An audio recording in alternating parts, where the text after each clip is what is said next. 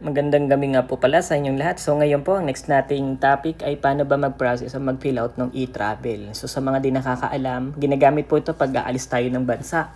So pupunta tayo ng ibang bansa, required po ng government na mag-fill out po tayo nito. So paano pa mag-fill out dito? Unang-una po kailangan natin i-download yung application. Kung mapapansin nyo, ito po yung itsura ng icon ng application. Lagay nyo lang po eGov.ph, lalabas na po ito. So, kapag na-download na po natin, login or mag-register lang tayo. So, kiniklik ka na po siya. Waiting na natin ma-open.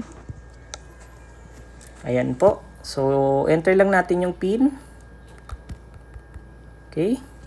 So, na-pin ko na. So, ito po yung home ng eGov natin. Kung mapapansin nyo po, marami po siyang icon, marami po siyang use. So, proceed lang tayo dun sa pinaka-topic natin, which is yung e-travel. So, kung mapapansin nyo, yung aeroplano na icon, yung po i-click natin sa bandang taas po. So, yan po siya. Mamimili po tayo kung e-travel or Tiasa Travel. So, pipiliin lang natin yung e-travel. So, yan po. May mga passport information po tayo na kailangan fill up. At sa case ko kasi meron na ako existing. So, kiklik ko lang yung yes para mag-proceed. So, sa mga wala pa dyan, kailangan nyo mag-fill out nung information na to. Okay? So, ito na po siya. Ito na po yung lalabas sa mismong home ng ating e-travel. Kung mapapansin nyo, may dalawang option dito. New Travel Declaration saka New Cruise Ship Travel Declaration. So, click lang natin yung New Travel Declaration. Okay po? So, yan po siya. Mamimili po tayo for me or for family members. So, pwede rin kayo mag-assist sa mga family members nyo po, sa mga hindi ganun kateki. So, pwede natin silang i-assist. So, syempre, piliin muna natin yung sa atin, me. Mamimili tayo kung air or sea. So, air tayo, gawa ng aeroplano yung gagamitin natin. Then, kiklik natin yung departure ang pipiliin natin. Hindi po itong arrival pagpauwi na po ito. Departure muna kasi aalis pa lang tayo sa bansang Pilipinas. Okay po, continue lang natin. Ayan po siya. So, sa purpose ng travel, lalagay lang na, mamimili lang tayo. May mga option naman dito. So, pinili ko holiday, pleasure, and vacation. So, yan po. Travel type. So, dalawa lang naman po yan. It's either aircraft, passenger, or flight crew. So, sa case ko po, passenger po tayo. So, name ng airline natin. So, pupunta po kasi ako ng, let's say ng Japan. Ayan po, mamimili lang po ako. Then, yung flight number natin, nakalagay po sa ating ticket. So, yan po. Ito po yung aking flight.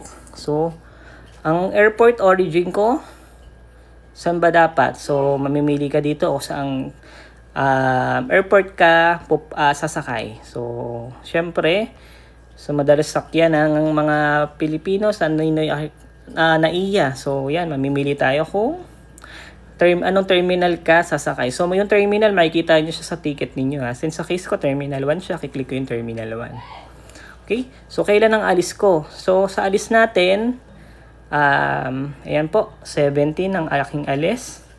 So, take note lang na 3 days lang ang validity ng ating e-travel. So, kung matagal pang alis nyo, let's say kung month pa ng May or June, July, August, wag muna tayo mag-fill out nito. 3 days bago 3 days lang ang validity ng ating flight. So, 2 days siguro prior nung inyong flight, saka na lang kayo mag-file para hindi siya mag-expire at hindi masayang. Okay? So, country destination natin. Shop Japan. Lagay natin Japan. Ayan. So, airport, destination, Japan din. Tapos, date of arrival, 17 din. So, wala pa namang isang araw ang biyahe doon. Oras lang naman. Okay? Ang date of return natin ay 4/20. So, 3 araw lang po tayo. Okay? So, destination address, Japan. Up. Philippines.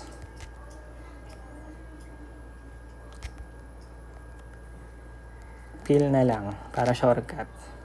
Okay? So, yan na po siya.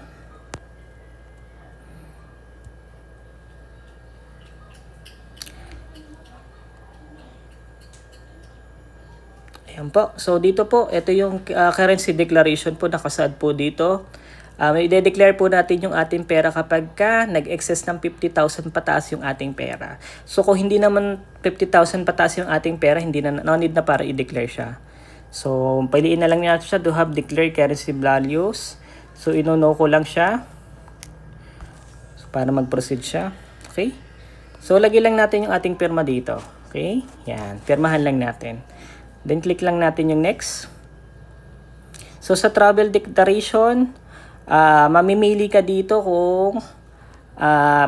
kung kasama mo yung family. So, sa case natin, wag na natin isabay yung ating family members. Magkanya-kanya na lang po tayo ng filing neto para lahat tayo may mga tigi-isang account po at tigi-isa pong QR code.